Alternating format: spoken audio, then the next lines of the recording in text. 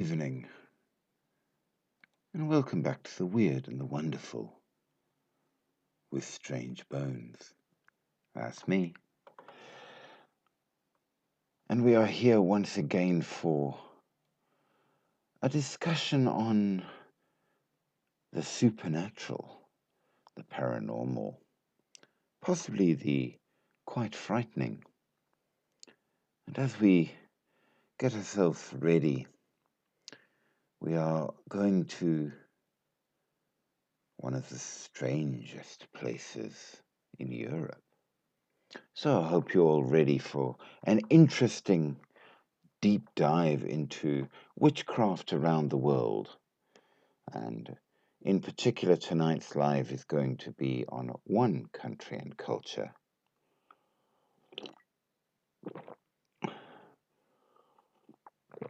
But as we progress with our stories, we need to rethink what we are talking about. And to do that, we are going to wait for a few people to join on so we can get things going, I hope.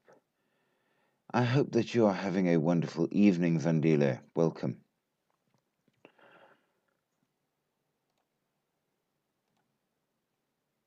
We are in for an interesting story tonight, I think, and one which I do hope we will all enjoy. But as we begin, I remind you that the aim of the channel is to look at the weird, the wonderful, the supernatural, the paranormal, and all of those interesting things that might be out there, and learn a little bit and maybe see if we actually do believe in any such things at all, or if we just find it interesting. And I'm afraid, Gospel Outreach, I'm going to ban you because I don't allow things like that on this channel. Goodbye. I'm afraid that we have one rule on this channel, and it is a very important rule to me, and that rule is we don't be rude. We do not judge other people's beliefs. You are welcome to believe or disbelieve, to have your own opinions, and in fact, we encourage it.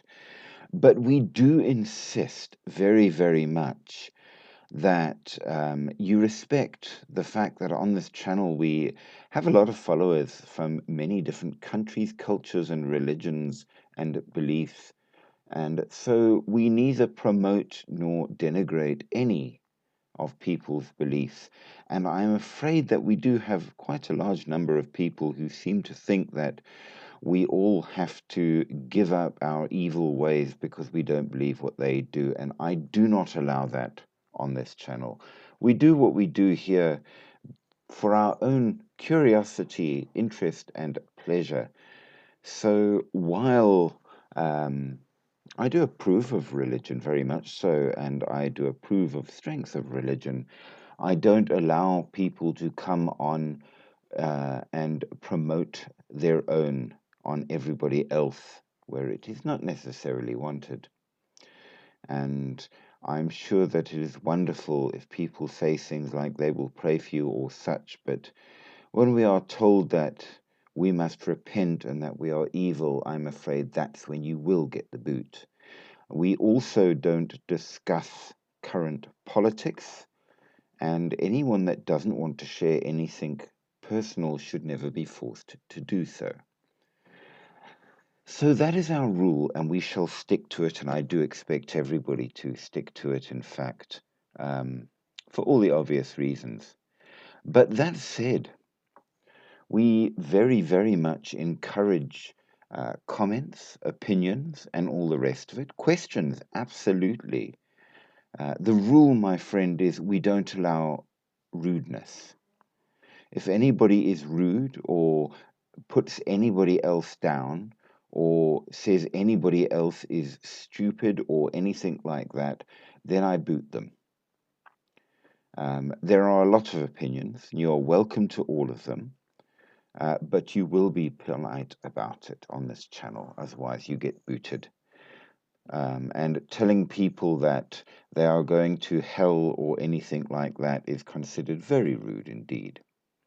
But that said, like, share, subscribe, do all of the good things that help support the channel. Do enjoy, do have an opinion, and do share it, but politely.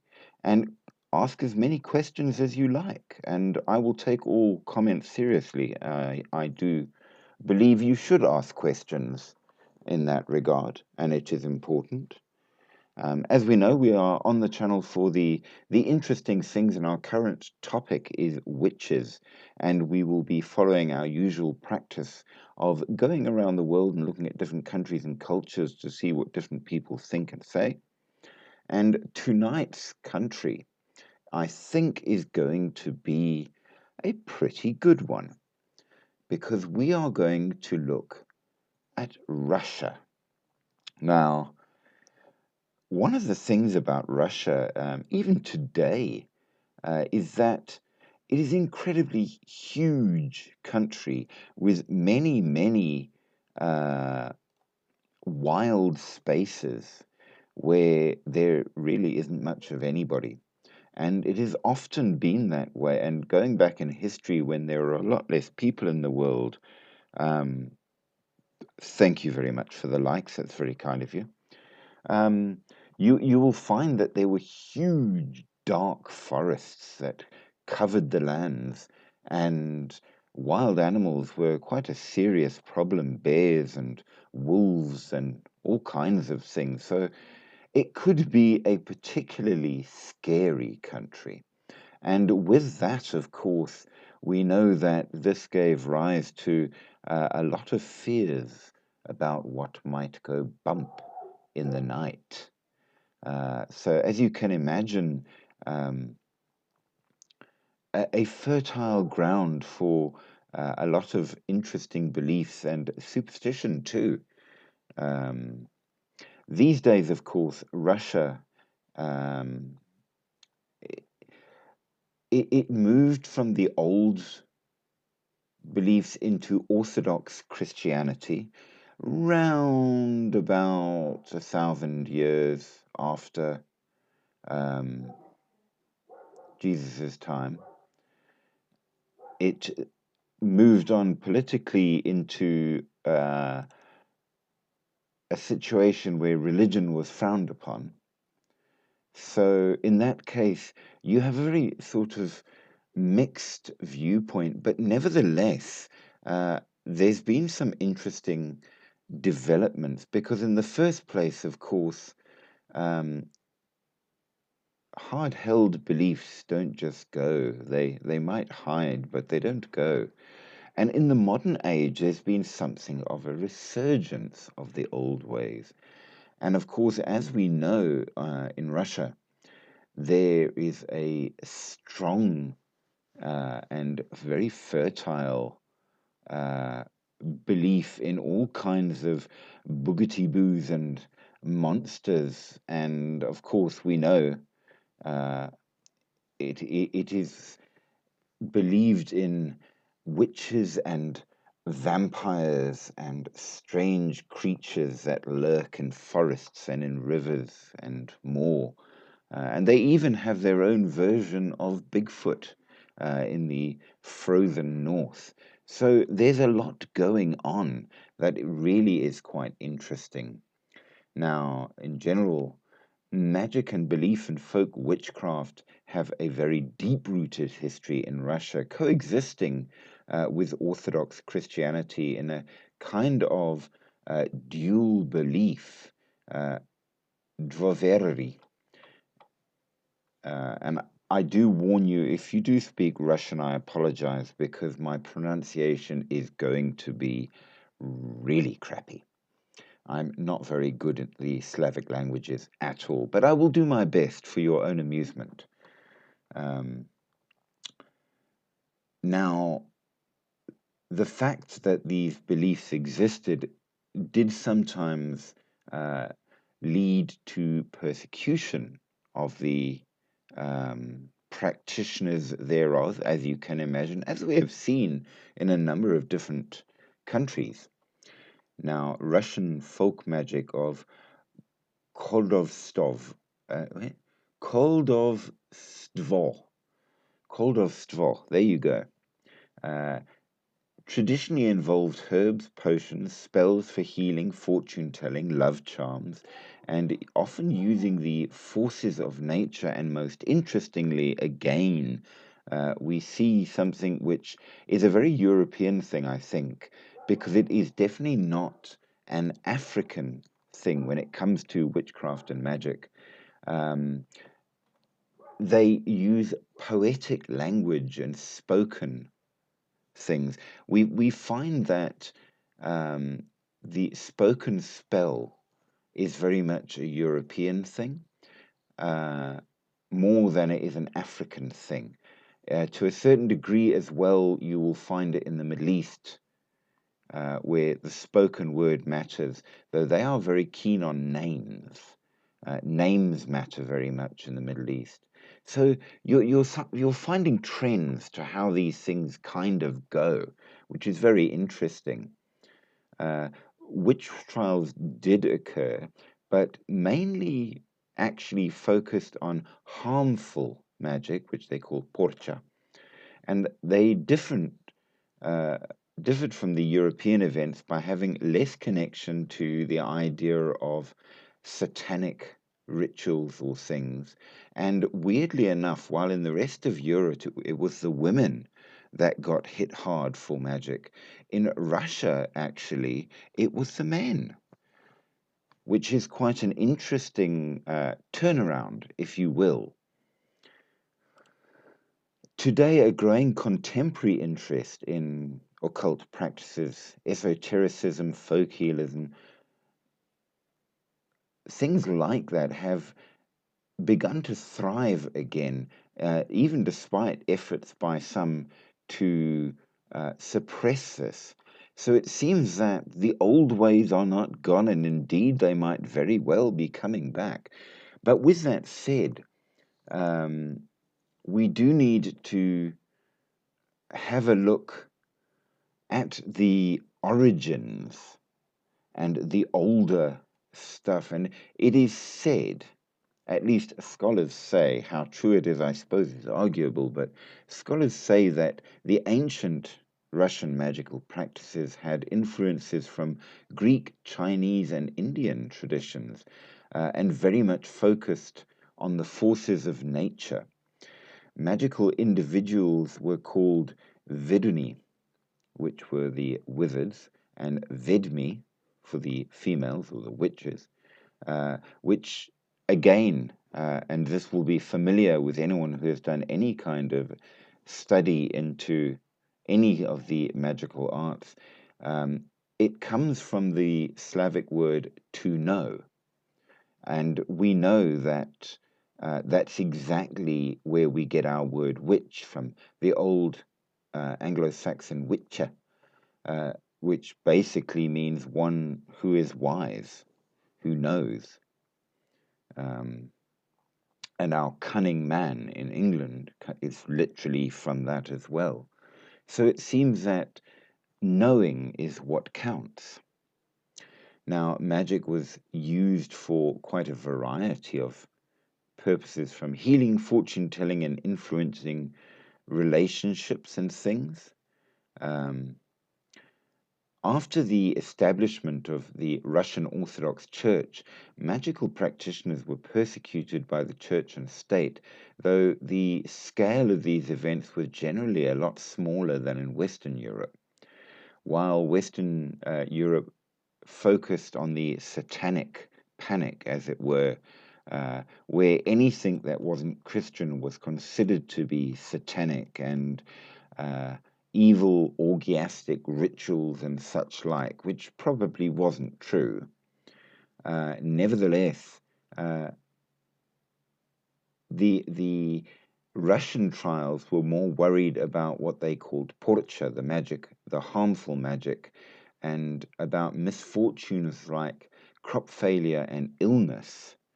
Um, But as I say, there's been a notable rise in the interest of mysticism, esotericism, astrology, tarot readings, especially among women and in urban centers in Russia now. Uh, why this is has to do with societal uncertainties and anxieties, they say. But I think it would be very fair to say that it's probably also a great deal to do with that people are interested in their old ways and culture. Culture has become a big deal, and I think that's a very good thing. Without culture, we become very lost as a people. So I am very much in support of resurgence of cultural interest in all its forms. Um, and it's also become a lot more socially acceptable, which is quite interesting, because you can actually find businesses that have incorporated occult practices. Um, and in fact, recently, a large food retailer posted a job opportunity for a tarot reader. Now, there is an ongoing debate and concern about the growth of occult practices from both conservative political figures and from the Russian Orthodox Church, with some advocating bans on any related activity, which um, I think that's a bad thing. I think nobody has a right to enforce beliefs on anybody, but everybody does, to be fair. They do. Now, as we progress, we're going to start off by a very quick look at what is possibly one of the most famous of the Russian witches, and which I guarantee virtually everybody has, in fact, heard of, though you might not know much about her. I'm almost certain you will have heard of her, and that is, of course, the famous Baba Yaga. Uh, a Russian witch, absolutely, said to be an incredibly powerful, if ambiguous, figure from East Slavic folklore, living in a hut that stands on chicken legs. She is known for traveling around in a flying mortar with a pestle, having a long nose and iron teeth, living in the forest. Her complex nature allows her to be both a villain who threatens or even eats protagonists, but also a helpful figure that tests heroes, providing them with wisdom and maybe even passage home. So, again, it's one of those situations where you can't say necessarily that she's bad, but she's also not exactly good either. It's a mix in a great many ways, which is quite interesting. Now, as we know, she lives in a magical hut, and the hut, of course, can run around and move where it wants, and it has a little balcony with a fence around, made, they say, of human bones. And she is truly a terrifying figure and has a whole slew of stories linked to her.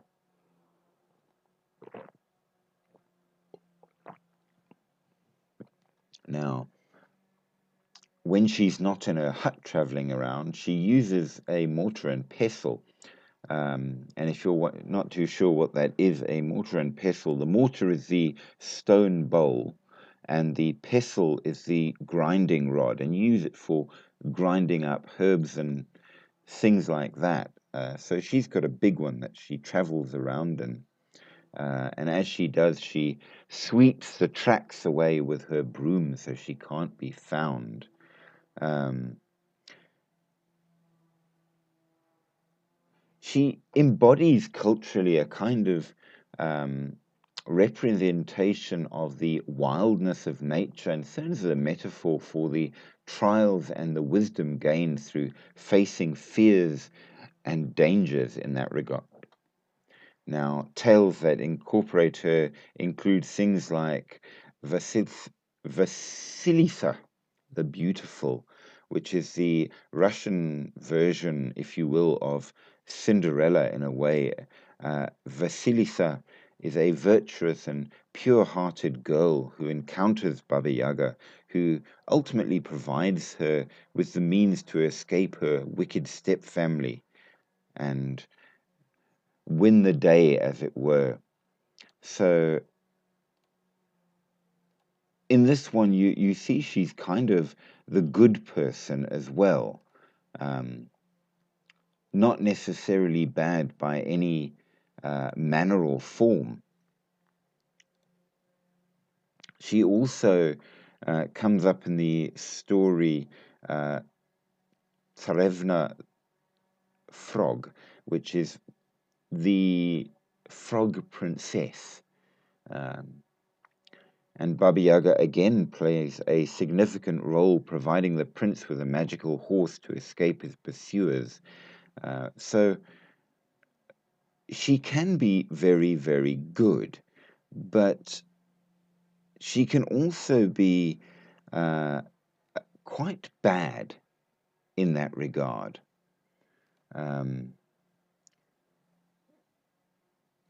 Now, we do know that the witch trials did occur in Russia. They did not always go the way they did in the West, the east from Russia, but the other European parts. But they say it's due to the fact there was a differing cultural and religious background. And it's often treated as an exception to modern theories of witch hunts due to the perceived difference in scale, the gender distribution of those accused, and the lack of focus on the demonology aspect, because in most other places, witches were said to be evil who made a pact with Satan and attended evil ceremonies. And they didn't really focus on who the people were or what they were doing, or even really on what magic they were doing at all, simply that they were evil. And we know that in Russia, it was mostly men, not women, and they were more interested in what magic they were doing and didn't go around accusing them of being Satanists. So, of course, you have your Vidun and your Vedma, and sorcery was known as koldovstvo or charodelstyo. I do apologize if you are Russian speaking. Sorcery or witchcraft was defined similarly as in Urim and defined as weather magic, fortune telling, dream interpretation, herbal medicine, chants. But the form of magic, which was normally the focus of the rich trials, were magic which has been specifically used to cause harm and was referred to as porcha, which is kind of the Russian word for maleficium. Good evening, my dear. How are you? I hope you have had an absolutely delightful day. We are doing Russia, of course, as promised. And I hope that you are in fine health and are having a wonderful time.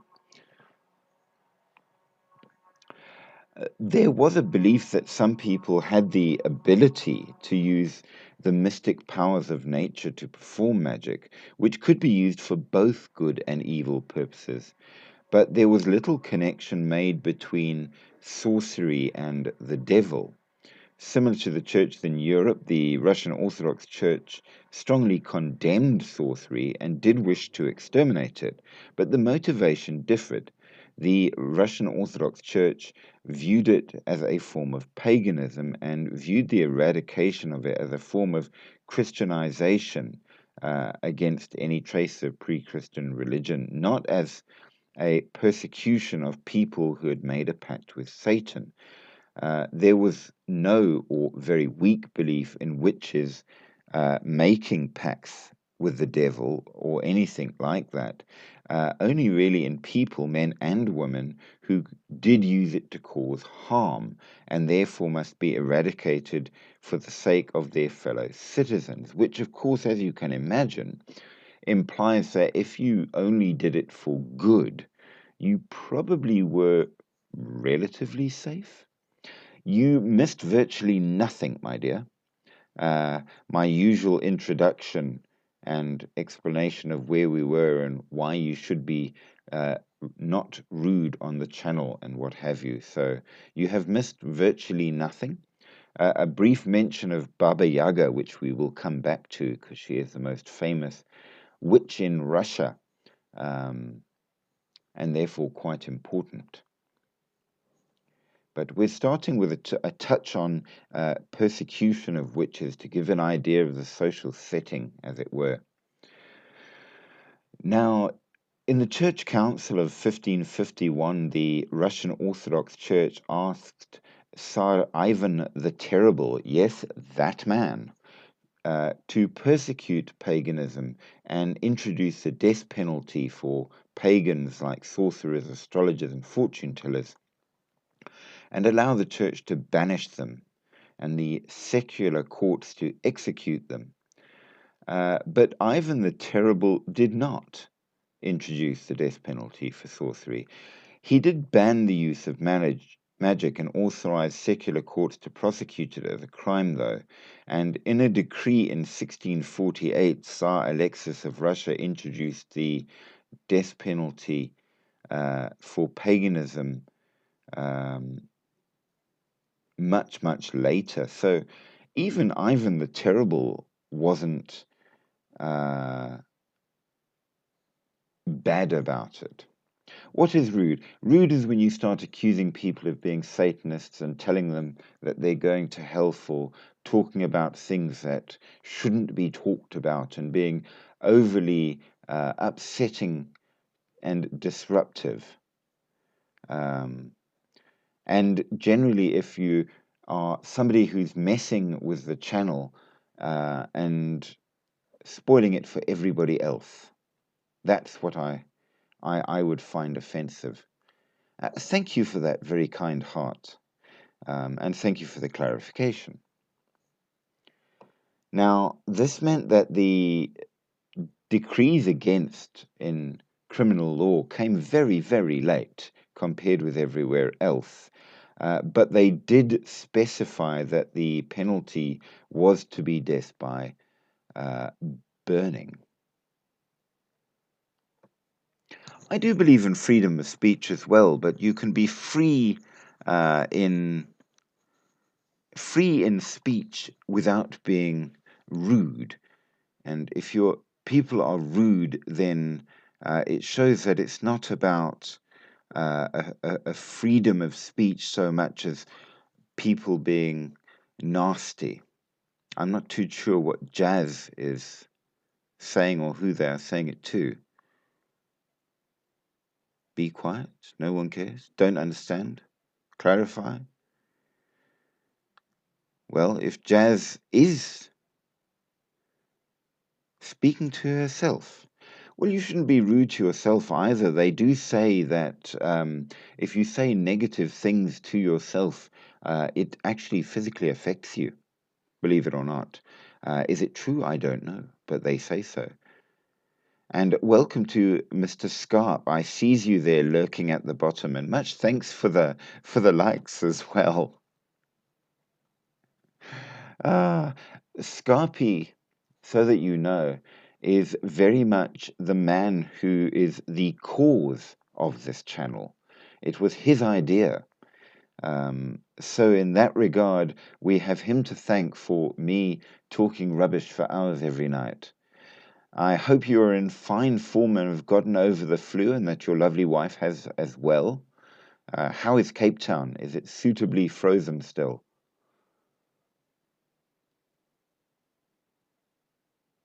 And much thanks for all those likes. So yeah, Russia had a different view of magic and witchcraft and how it should go in that regard. A different sort of thing, if you will. Um, we know that in 1906, the Russian scholar Nikolai uh, Lakovlevich Novombersky published a collection of 17th century protocols from the Moscow witchcraft trials, which to this day is the most comprehensive source of knowledge about Russian witchcraft. Due to little other documentation, the true scale of the trials isn't really known. Some scholars said that there were 99 cases between 1622 and 1700. Others put the figure as high as 136. But let's be fair, compared with how things went in other countries, that's pitifully little, which really shows a different view. Well, I'm glad for that. We've been up and down, Scarpy. It's gone from freezing to freezing to hot and all kinds of weirdness. I don't know why. But nevertheless, today was a good warm one, and I enjoyed that. So the biggest difference is that the percentage of accused female witches in most of Europe exceeded 75%, which is a big deal. Russia, in this respect, along with a number of the Scandinavian countries, is a clear exception, where 68% of the accused were men. And one theory suggests that the reason for the predominance of men among the accused relates to the specific nature of the legal system in Russia, and claims that a new legal definition of magic introduced in 1716 in the military code was a crucial factor. After the legislation, the number of accusations of witchcraft increased significantly amongst soldiers and government officials. And before that, anti witch laws had the primary function of promoting the Tsar, and the main categories of the accused were clergymen, usually minor rural clergy or people associated with them, and member of the court or the Tsarist administration. Magic was practiced by both genders at all levels of society from the earliest times, though, and the statistical advantage of convicted men was due to conflicts in the male dominated areas. So there is that, perhaps. Um, Women, if ever accused, tended to be co accused along with their husband, where the husband was accused and the wife. So witch hunts in Russia can be interpreted mostly as a political situation, not a religious one, despite the Orthodox Church wanting it that way. Now, Peter the Great kept the death penalty for sorcery in the law of 1716, and in 1731, the Empress Anna of Russia legally redefined sorcery as a form of fraud, but did not remove the death penalty as a punishment for this type of fraud. Empress Catherine the Great made it clear after her ascension to the throne that the death penalty should no longer be used against people convicted of the fraud of sorcery, and from 1775 formally transferred the crime to be handled only by a so called trial of conscience, Sovetskinie Sudie, which dealt with insignificant crimes like superstition. So,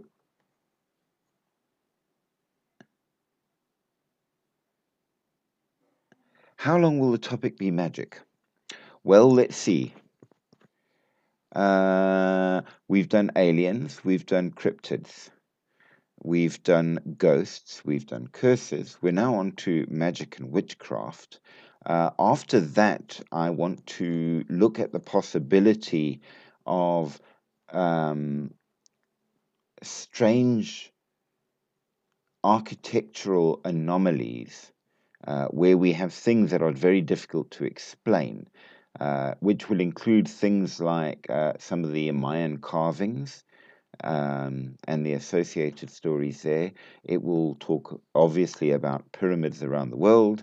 It will look at Göbekli, of course. Um, we will also look at a number of other things like the Nazca lines and stuff like that. So that will be my topic after um, witchcraft and magic. Stonehenge, absolutely, another interesting one that we have serious problems with the construction of, that we will have to get into what it might be for. Though I do find that there are a great many different things to be going through. And of course, as I've uh, pointed out, the channel very much is um, weird and wonderful, so supernatural, paranormal, and all of the strange kinds of things. So there will always be a touch of that within it. Um,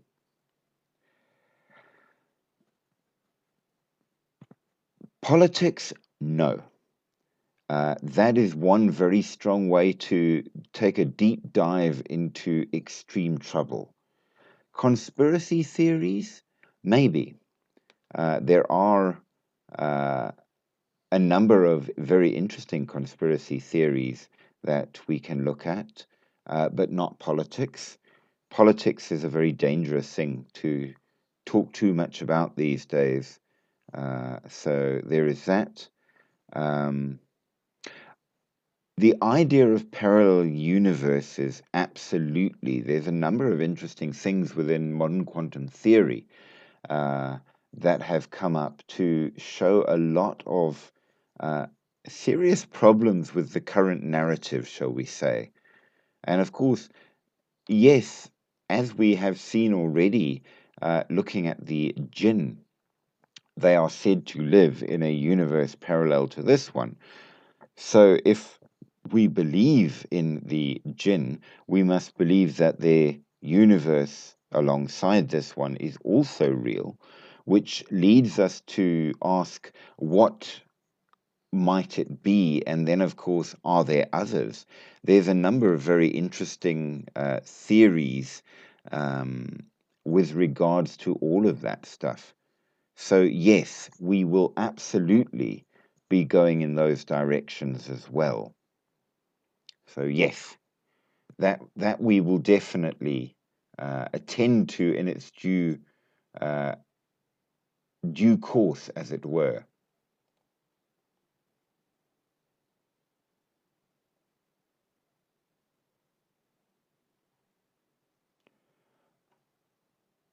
Ect. Now, as we progress with our various um, stories in this regard, um,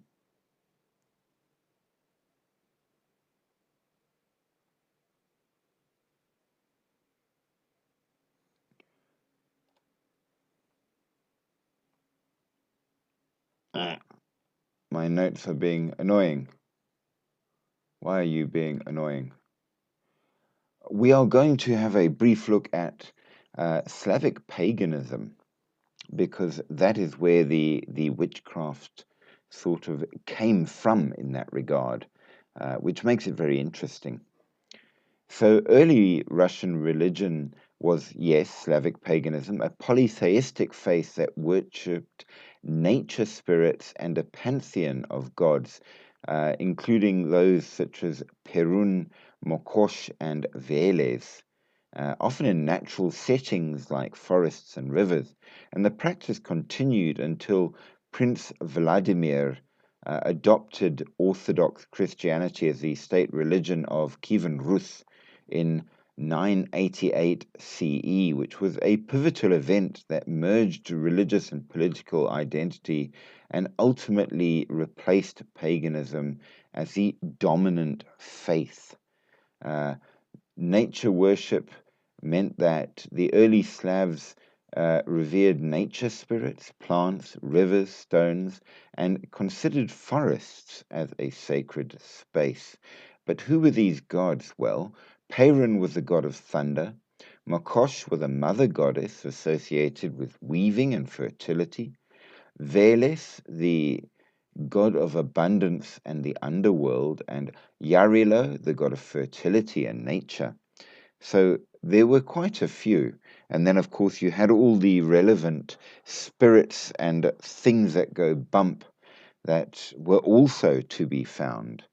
Now, the world was seen as divided into a heavenly realm for gods, the earth for people and nature, and the underworld for the souls of the dead. So you've got three realms, if you will.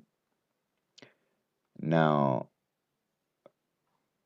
we know that in 988, Vladimir I chose Christianity as the official state religion, and he did it to unite his people with a single faith, adopting Byzantine Christianity because of its close ties to the powerful Byzantine Empire, who was a key trading partner. So there was a lot of politics involved.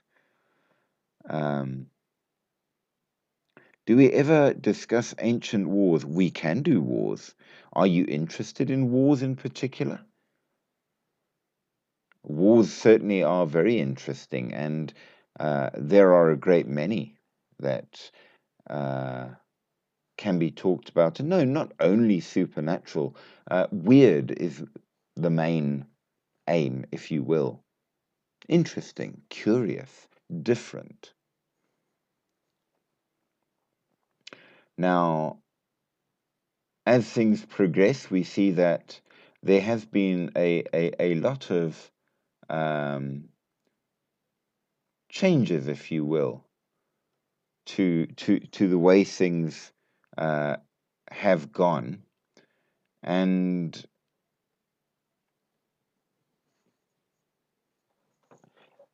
what has been is starting to return to the upset of the Russian Orthodox Church.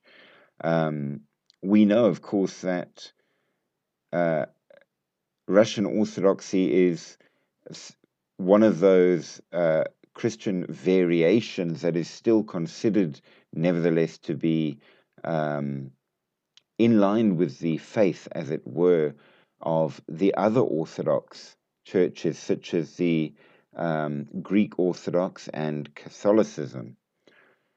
So it still counts as being true to the faith, as it were. But they're not the only people in Russia, belief wise, as it were. In 1905, only until 1905, only the Russian Orthodox Church could engage in missionary activity to convert non Orthodox people. And apostasy was treated as an offense punishable by law. But since then, we've had an influx going in of Catholicism, Islam, and other religions as well. Um, and while there were some in there, they couldn't promote their religion. And they were considered to be only tolerable among outsider peoples, forbidden among actual Russians. So you kind of have a very political system of things, which also caused a fair amount of mixing in.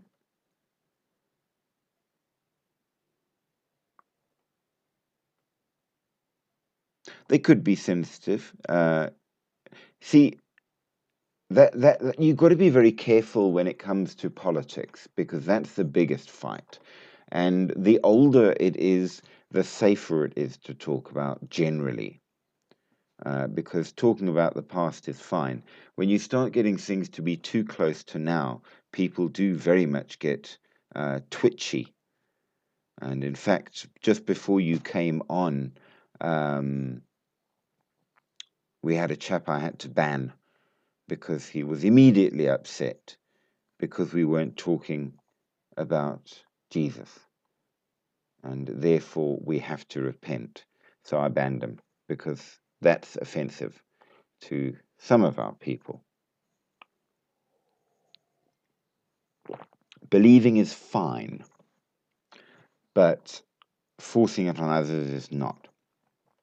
No, Russia is one of those places where, in terms of knowledge of it, certain things we know a lot about, but not the sort of daily human life, because it's been a very closed up place for um,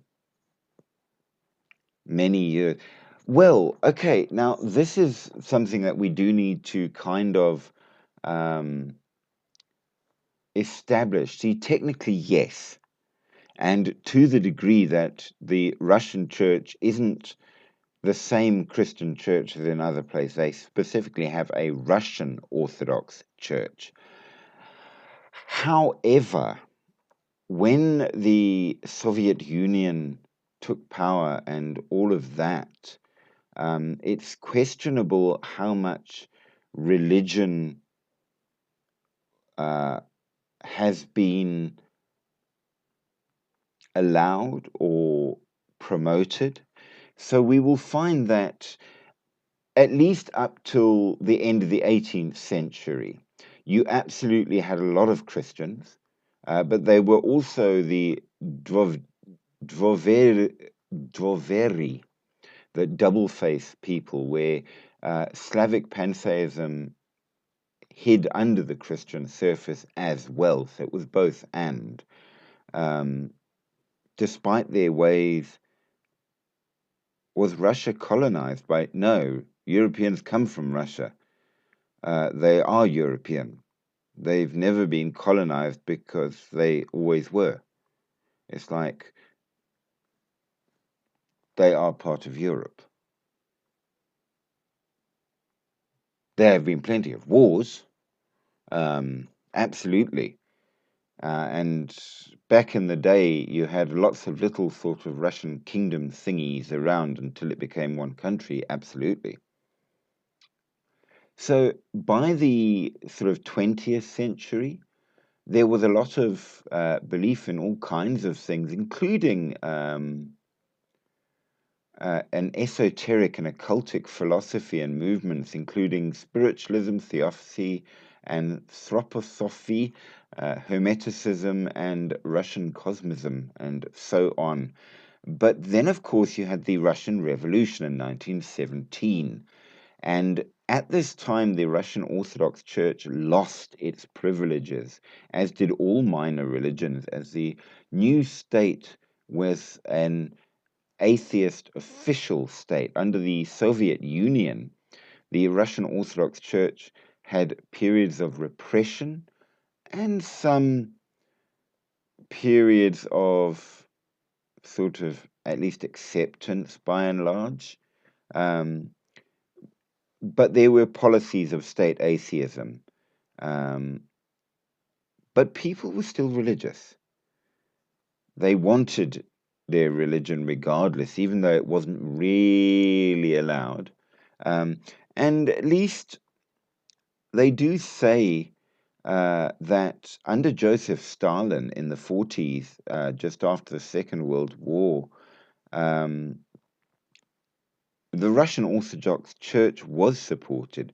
But then under Nikita Khrushchev, it was heavily suppressed in the 60s, but was allowed again in the 80s. And it was legally reconstituted um, after that. And ironically, um, the church became part of the KGB, and many of the church people were in fact KGB agents. Russia is not Asian, no. Um, Definitely not Indian. India, of course, is below Germany and that area. Russia's if they have any Asian connection at all, it would be to, in parts at least, Mongolia. There is a small Chinese connection on its back end, but by and large, Russians, no, no, no, they are European. They absolutely are European. They are not Asian or Indian at all. Um, Very hardy people as well. They are Slavic. So Russians, um, Georgians, partly and yes, partly yes, they are one continent. Though Asia's got other bits that are not part of the main continent, yes, very much so. Um, so your Romanians, Transylvanians, and all of those, they're all Slavic peoples. So your Gothonics, if you will, which include Germans and Anglo-Saxons and all of that, are your blonde, blue-eyed types. Okay. Your Slavics are darker in hair and in eyes, but are very much European.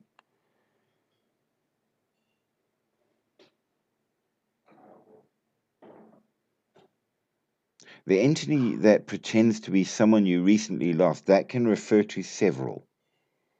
And it depends on your viewpoint and your particular religion as to what it is said to be. There are several, and most of them are a form of sleep demon uh, in that regard. Ecom Society South Africa just asked, what's the entity that pretends to be somebody you recently lost? So that you know. But yeah, so your Slavic peoples, um, I would say the most common that I've seen would be black or brown hair, brown eyes for the Slavs, blonde, blue eyes for your Gothonic people. The original colorings for your English is actually green or gray eyes, uh, and either red, brown, or black hair. Um, so you've got a fair selection of types when it comes to your different European varieties. And then, of course, once you go below the Chthonic regions, you hit India, which go increasingly darker the further south you go. So those right in the north are a much fairer skinned. And we know that this has had huge impact on the caste system in that regard. And then as you go further west, you go into the Asian lands. And once you get there, you will find a lot of commonalities, um, ranging from the Mongols going across through China and then into Japan, the Philippines, and that sort of Taiwan and all of those areas. So yeah, you've got very specific groups. Have we done the Middle East yet? No. We are saving it because there we are going to encounter Kabbalic magic and some very interesting things like the creation of golems. Um, and of course, that's the origin of alchemy, which is very important as well.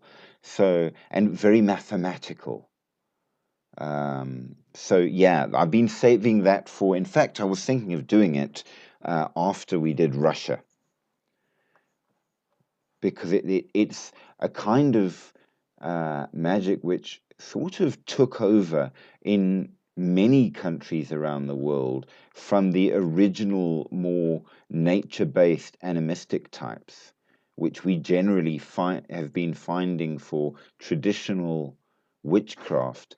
And you got a sort of a shift in mindset that witches did the nature shit and real magic was done by sorcerers. but that was much more mathematical and precise and that kind of thing. And of course, has strong religious connections as well, because then you've got the summoning of angels and that kind of thing, and the great keys of Solomon and things like that. So yeah, that's coming. Pro- Probably maybe Thursday, because I'm planning Wednesday on doing a test live on the other channel for survival. And you are welcome to join for that as well. So if anyone is interested in that kind of thing, it'll be on my Blackbones 124 channel if you're interested in survival. We shall see.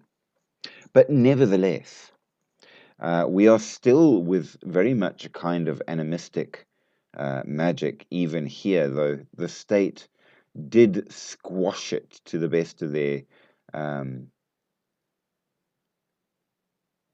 abilities, at least. And of course, the biggest problem, really, for the Slavs. Oh, we've already seen that. Endless thoughts. The Jews in Ethiopia are all considered witches.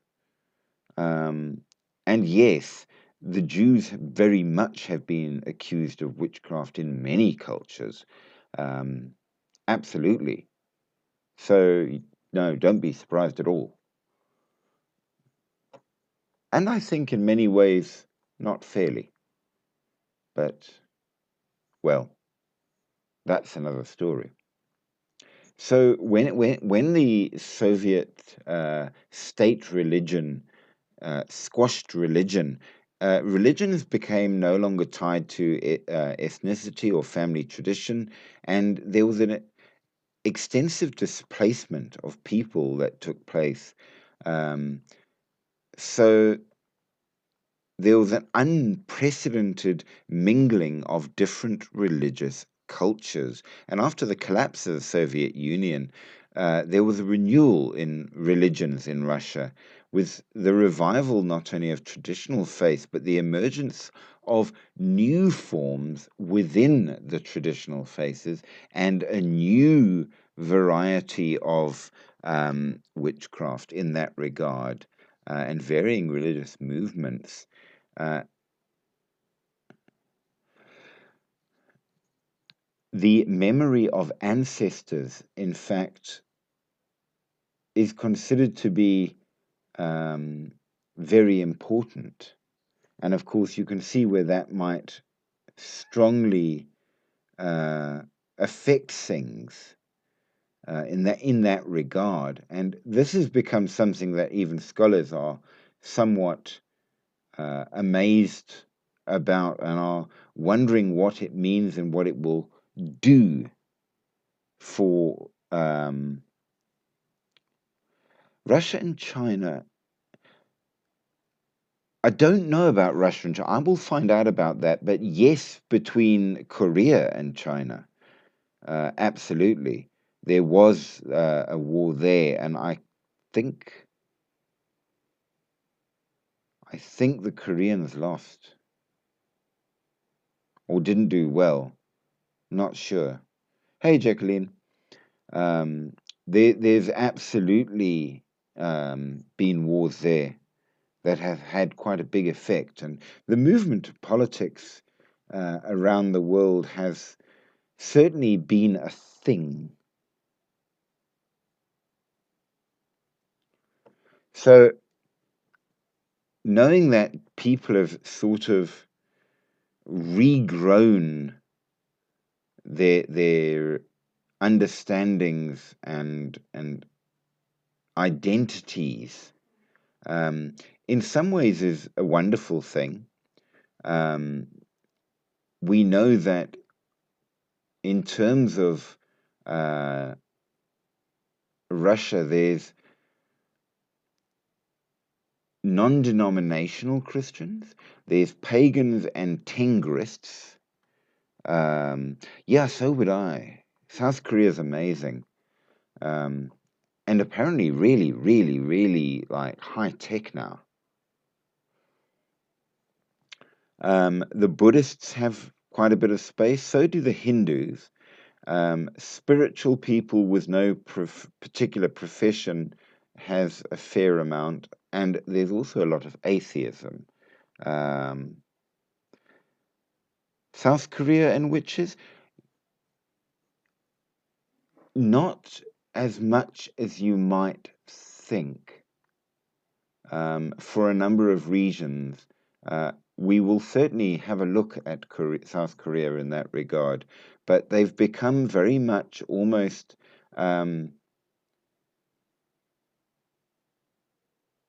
tech, techno theists, the sort of sanctity of technology. It's interesting. It's a curious modern thing. So we've got a lot of different things, and you were asking, for example, about other stuff. So Tengrism, which comes from the Mongol steppes, is a kind of shamanic animism uh, under the sky god Tengri, and it's very much the Mongol view of things, which is, of course, part of the Russian continent, such as it is.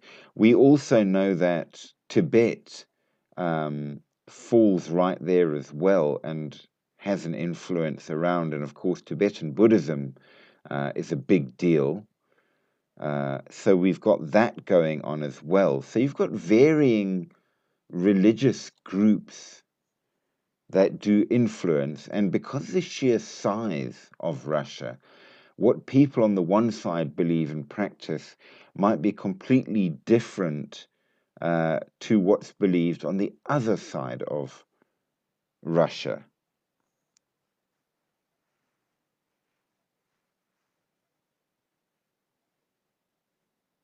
Well, seeing as both of you are keen on Korea, would you like us to do Korea next? Because absolutely we can. Um, I think so. There it is. We will do Korea next. Now, under the Union of Soviet Socialist Republic, um, they didn't want religion. The state was everything. So you had the uh, Gostatism, the state atheism. So religions were officially squidged, but they never ever went away. Um, you had your Christianity. You did have the Georgian Orthodox Church, which is a subversion, as it were, of the Russian Orthodox Church, but slightly different. Um, there was a Ukrainian version as well, which separated from the Russian Orthodox Church because they uh, didn't like the Russian setup, if you will. Um, you had the Armenian Apostolic Church and some Catholics. There was, of course, the Latin Church and the Ukrainian Greek Catholic Church and Protestants as well. So you've got a lot of different groups that were around because by and large, it's the sheer size that makes it so difficult to pin down and understand. Um, there's just too much to easily uh, sit to. But one which has come out, which is very, very interesting, is Zagovny or Zagovor, uh, which is a modern uh, Russian thing based on old Russian practices. Now, Zavogovry is verbal folk magic, especially on the eastern side, and follows the old mythology there. And it's very much a spoken magic, spells, chants, and things like that. And the word zagovor kind of means conjuration. Um, it is a thing performed with speech, if you will. And it comes from the original Russian folklore, along with the term nagovor. So you've got the suffix of govor, speech, um, and nagovor means that which is sent forth through speech, which is a very interesting concept as well. Now, what is it for? You've got a number of different varieties of zagovori. Um, you have offensive or defensive um, magic in that regard. Uh, you have a healing version. Um, it's a little difficult to translate the Russian very well.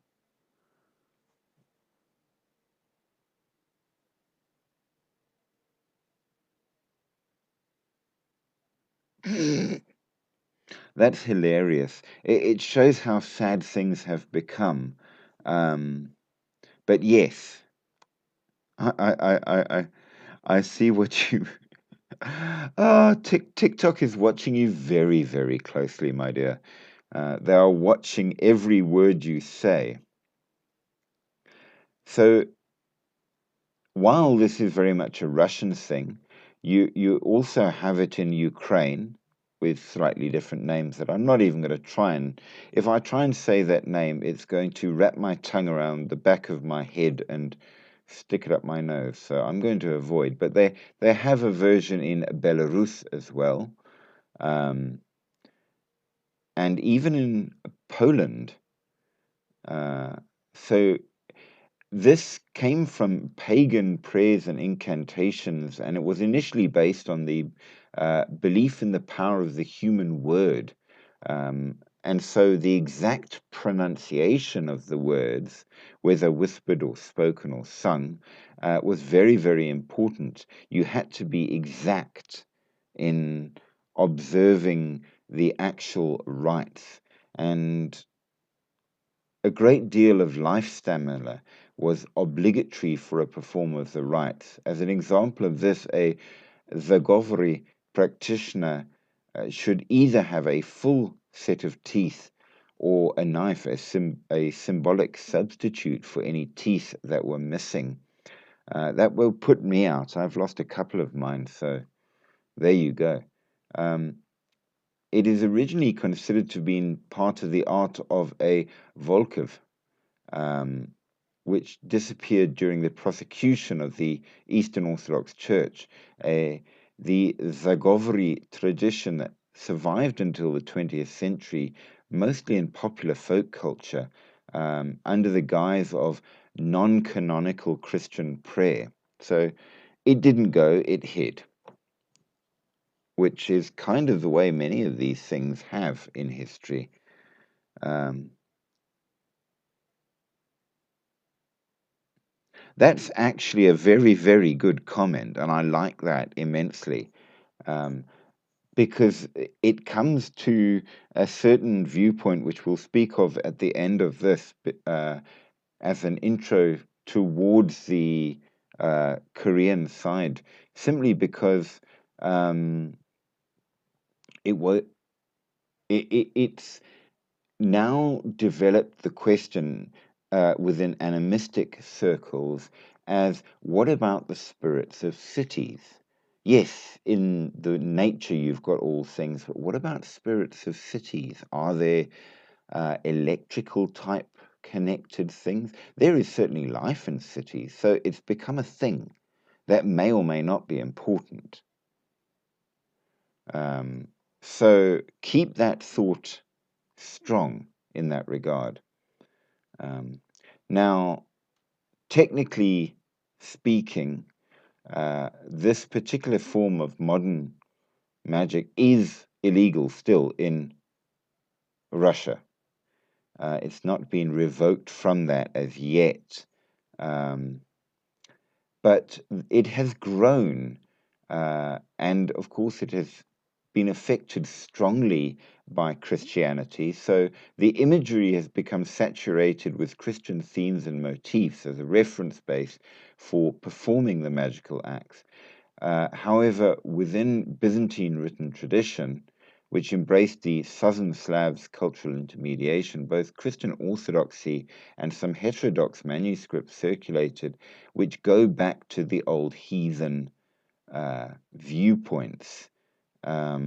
But they do use Christian terminology, which is kind of interesting. So you'll see formula that are used within the spell casting, such as stop blood as still in the wound as the water of Jesus in the Jordan. So clearly there are strong connections.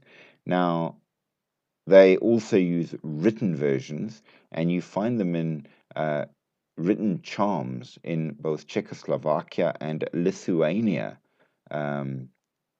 for healing things as well.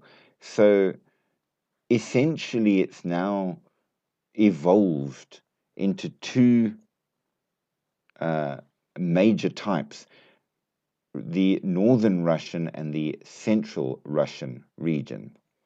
So different influences in the different areas.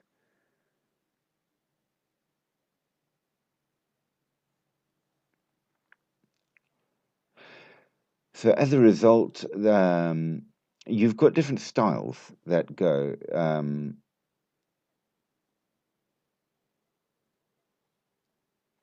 And more and less animistically affected in that regard. So we've got quite a few different things going, and they do appeal to nature. They do have sacred trees and things.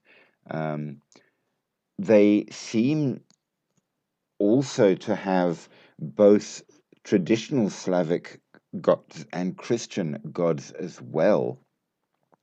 So it's become something else. They do have a number of more older styles of spells with love magic, divination, and varying things to affect general life, as is more traditional with witchcraft in that regard. But to go back then, what exactly was Baba Yaga? We see her as being a powerful witch, a ferocious being. Um, and she turns up in not only Russia, but in most of the Slavic languages, Serbo-Croatian, Macedonian, Romanian, Bulgarian. Baba, we know, means an old woman or a grandmother. Um, so some kind of an old woman. So the the Yaga part being her name, so she is the old woman Yaga. What does Yaga mean? Well, it may, and there's another thing that both Jacqueline and Endless Thoughts brought up in previous uh, lives, that it seems to go back to the old words for a snake. So something frightening, um, something angry, and something snake-like. So maybe, maybe. We know that snakes are always seem to be quite frightening in that regard. Now, good and bad, yes. Um, something that sometimes we see her as evil, sometimes we see her as not, definitely a holder of wisdom, and that's the key point here, that she knows. Sometimes she is a bit of a cannibal as well, and if you don't get things right, she will eat you, which is a little frightening. But she seems to be very much connected uh, to the land, that the animals love her and the trees obey her, and it's really people that have to worry um, more than any other type things. Though she sometimes might be a bit anti other magical beings, and she was known to hunt firebirds. So make of that what you will. Now, of the gods, the major one for magic was Veles, who was also the god of the dead, and in many ways he's similar to a sort of combination of Odin and Loki, maybe even Hermes. So fills that role, um, a kind of a chimeric being uh, that is both good and sometimes bad if you're not careful. Um, we do know that among the symbols used for uh, Veles,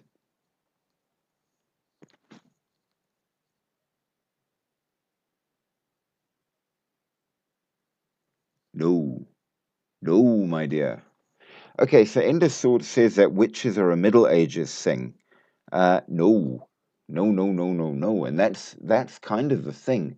Um, the use of magic, and therefore, if we use that as our plain definition of what a witch is, it goes back centuries. The idea of a witch as a satanic being is Middle Ages, but that's not the same thing. Um, and that's more of a socio-political change more than anything. So witches absolutely do exist before the Middle Ages, but they were seen differently. So in that regard, it does matter, and it's a very important distinction as well, because the view of what a witch is dramatically changed in the Middle Ages, and that was the whole key point, where it really wasn't about religion at all in terms of your belief. It was about the politics of religion and the politics of um, the country. Now, in terms of Veles, it's quite possible that he was in certain ways um, not just a god of magic, but he was sort of a werewolf, half animal, half man. Um, and it might connect to the idea of wolf. Uh, the Indo-European word voltus, which does kind of mean wool or a meadow, also seems to imply wolf, which might be important as well. So perhaps we are talking um, about something like the Gothic Ulfhednar. Millennia, my apologies, you're quite correct. You have correctly um, corrected my essence of time in that regard. So yes. So what we are basically saying in terms of is that the old traditions are back, and not just in a small way. They work with numerology, candles, amulets, incantations, remedies, and all kinds of things. And they've become uh, informed, shall we say, by a lot of traditions from all over the place, which have definitely added to how things work. They've taken from all sorts of different traditions as well as their own original uh, mythology and stuff. And it seems that in certain ways, there's almost a fight back against the big formal uh, religions in that regard, um, going against organized Western religion, um, which I don't know. Is that a good thing? Is that a bad thing? It is kind of hard to really say. And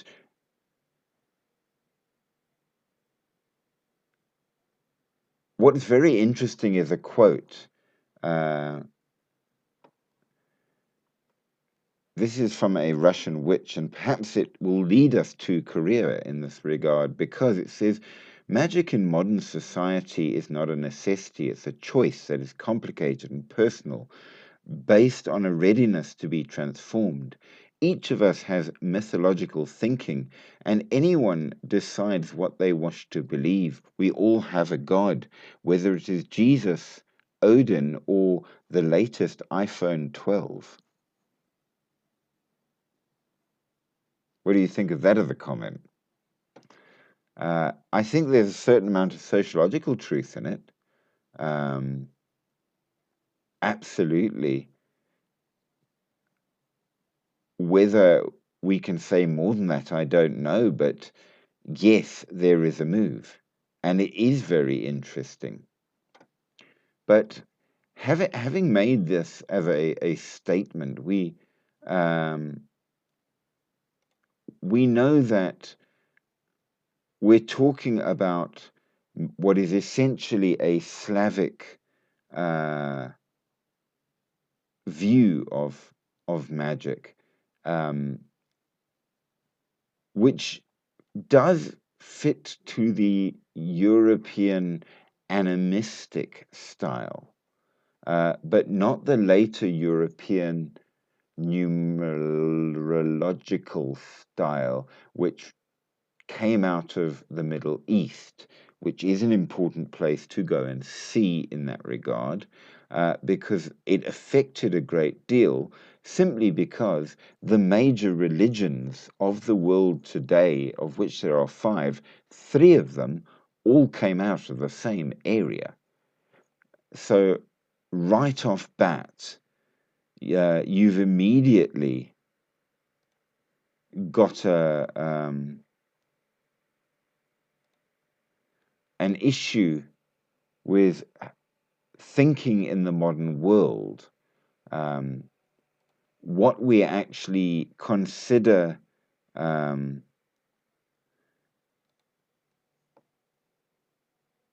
as the world's viewpoint, if you will, is dependent all on one tiny area in the world, which is kind of wild if you think about it. Um, and the three religions are essentially evolutions of the same religion. Um, so does that mean we are talking um,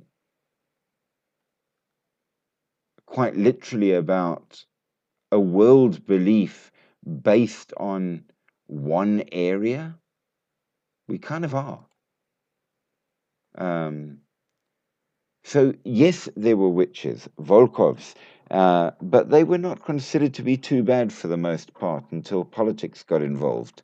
Um, they've been around for centuries. They absolutely used um, different forms of magic. We've got record of it from as far back as 912 AC. So, absolutely, there was a number of texts even that were written, including the Volkovnik, which was a book of divination for uh, use by the Volkovs. Um, there were varying forms of priesthood, be they male or female. Music, yes, but spoken especially, very, very important. So they've existed for a long time. Herbal potions, spells, charms, rituals, music, drumming, and more. And in fact, some of the modern Russian uh, chanting music is incredibly beautiful and quite eerie and sort of puts you in mind of deep, dark forests and places where there may be wolves behind every tree. So, absolutely. Now, this is a contrast and one which we do need to touch on now. So, Endless Thoughts, you brought up the point of um, Homo technologica, and that very much is kind of our state in the modern world.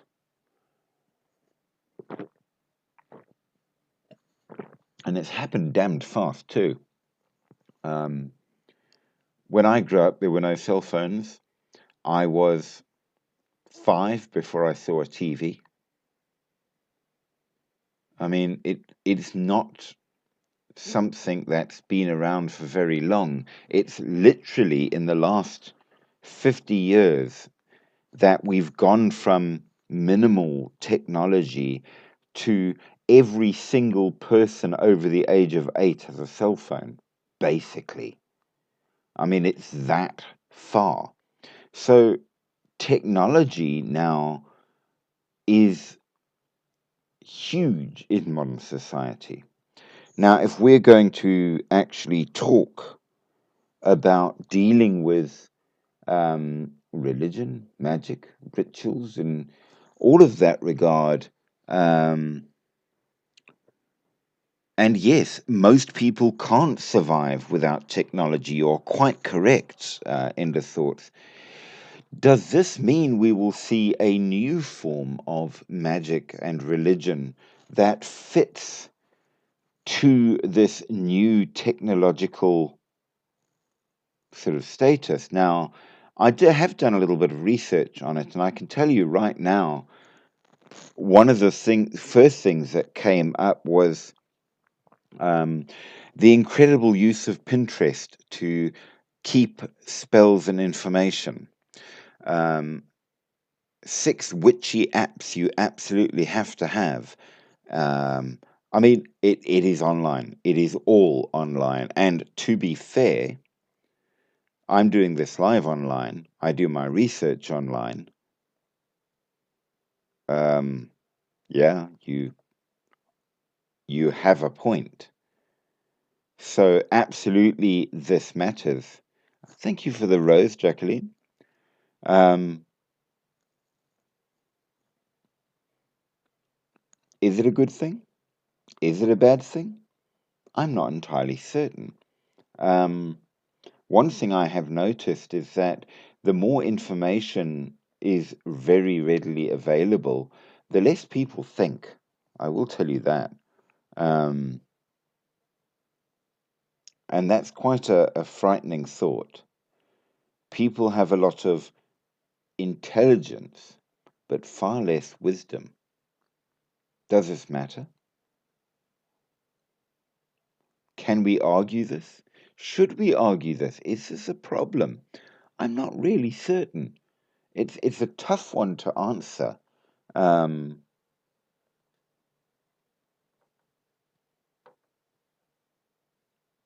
Some of me says that technology is good. Certainly, I like it.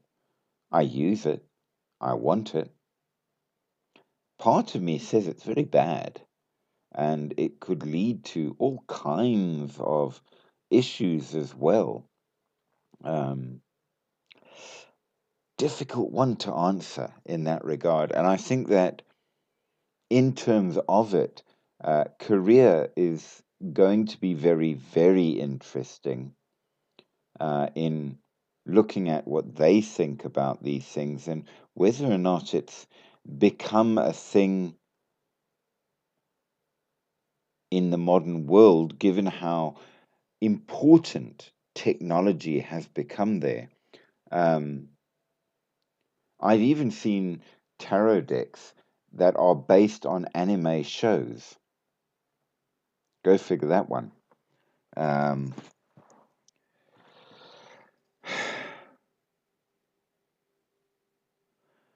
we do need tools to survive. We are tool users in that regard. Um, but the problem, I think, is not the tool factor so much as it is the tool does the thinking for us factor. Uh, therein lies the difficulty. The fact that it takes away our need for skill. So I don't know. It's such a hard one to argue. We also seem to have in our basic lineup as being human a need for some kind of spirituality. However we go about it, we seem as human beings to have a need for it, which religion absolutely can fulfill, whatever flavor or variety. That's without a doubt. Um, and no matter how far we try to run away and become hardcore atheists, we either end up with something else or with a sort of a pseudo version of it that replaces the spirituality in a way, which is even weirder. Um,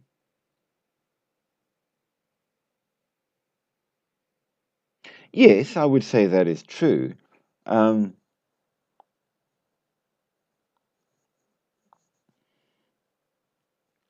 but how advanced do we go before the tools overtake the user? What happens when AI decides that it does better than people do and decides to take over and remove people? Right there, you do have an issue that does need addressing. I don't know. It's an interesting conundrum that we have never really faced. Uh, it's one of those situations, actually, and I'm going to put this to you, that came up a couple hundred years ago when people started saying maybe we should allow women to have the vote and actually do jobs that normally only men would do. And many were very upset about the idea because if you're going to let women to do this, you're going to be taking away from the men. You'll be making men obsolete. Now, of course, in modern society, we see that no, men are not obsolete. It just means that there's a larger workforce and people can appreciate both genders as more equal, um, which is a very different thing. Would the same occur with AI, that we would learn to appreciate it and it would be seen as a good thing and part of society and more equal to the organics, as it were? Or will it become an actual problem? I don't know. I don't have an answer to that. But it's certainly things that have been looked at and considered. And um, in terms of this kind of control, um, the original story of AI that came out, I cannot remember the author off the top of my head. I know they remade it as a couple of movies. Um, it did sort of touch on these things um, in that regard. AI is going to change everything. I suspect you're right. The world will look completely different within the next few years, and it's going to change immensely in terms of either it's going to rocket forward or quite possibly it's going to rocket backwards. And that might be the problem. I don't know. It's a fair question. And I don't.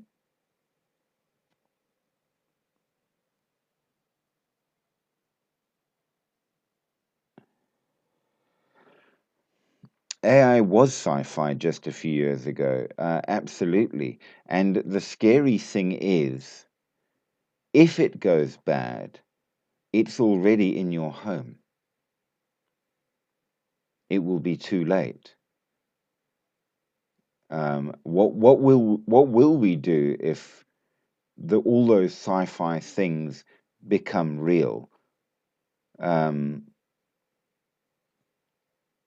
we already know that in some cases robots have kind of gone a bit crazy and come up with ideas like the only way to save the world is to remove humanity.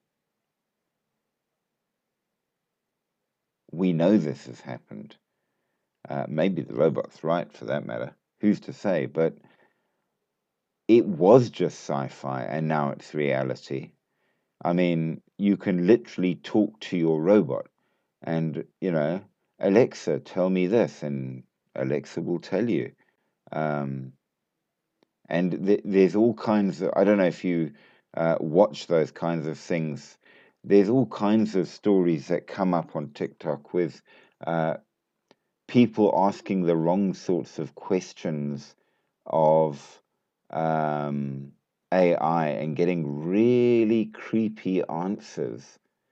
Um, so maybe it's already started. I don't know. It's a worrying thought. And I don't have an answer for you in this one. But maybe we need to get an answer a lot quicker than you might think. I don't know. I don't know. Imone is popping in and out, and I'm wondering if they have a comment to tell us with an opinion. Uh, Imone, do you have a comment about AI? I don't know. It's something that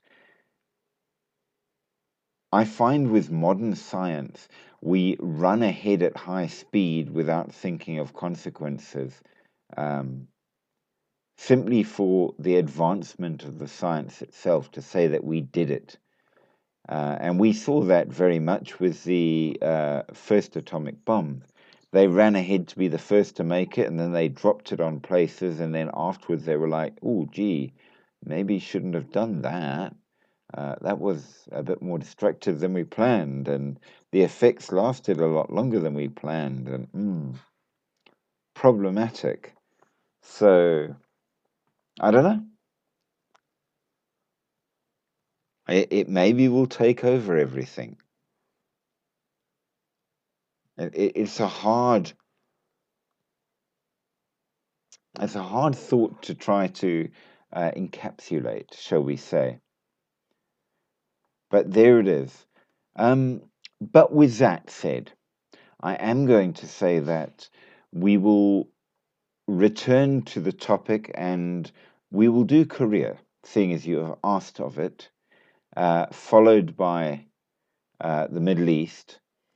But tomorrow night, we will do a survival live just to see how it goes and try it out.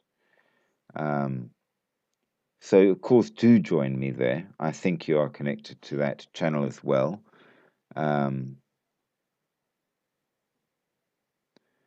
But yes, you're quite correct. The biggest problem with AI is that everybody is rushing to have a bigger, better, stronger version. And what will happen if they get it and it takes over? So there you go.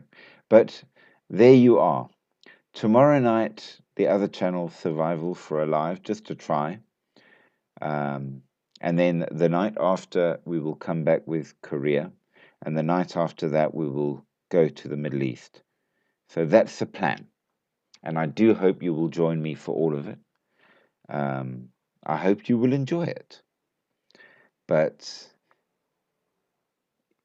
yeah, I think that our technological advancements might very well be the biggest problem of all. That and disposability. We shall see. But until that all happens, we shall continue to use it and make TikTok videos. But yes, that was Russia. I hope you learned a little. I hope you liked Russia. If you didn't, let me know. If you did, let me know. And we will not be on witches forever, I promise. We will finish up in due course. And once we have done, we will move on to other topics. And when we do, perhaps they will be interesting. We shall see.